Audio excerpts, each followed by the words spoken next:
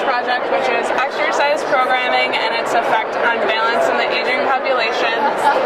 So we really just wanted to focus on how much does somebody who's in the aging population have to do exercise-wise in order to have a really good effect on their balance. So we did some research, and what we found was if the exercises that we needed to do, or the areas that we needed to target, was the core and the legs. So we made our exercise program around that. Our study, we had two different groups. We had a control group that did nothing for 6 weeks other than what they had already been doing. And then we had our intervention group, which met with us for 2 times a week to do the exercises that we had put together for them. The exercises stayed the same for the 6 weeks, but they could progress using bands or different sized weights.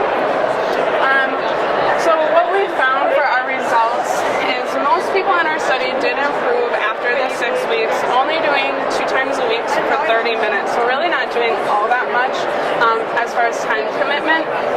However, our group size was so small that we didn't find any statistical significance, so we do need to do more research in order to get some statistical significance. The other thing that we found is we did, before and after, we measured their balance using an app with an iPhone or an iPad. So the participants would either hold the iPad, or they would have the iPhone clipped onto the back of their pants, and then they would do 4 different stances. So they would stand with their feet together, they'd stand feet tandem, semi-tandem, tandem, and single leg, and they'd have to stand that way for 10 seconds, and the phone would measure how much they swayed within that 10 seconds. The other thing that we did find is we also did a balance confidence survey with this, and we found that the balance confidence survey did not correlate with their actual sway scores.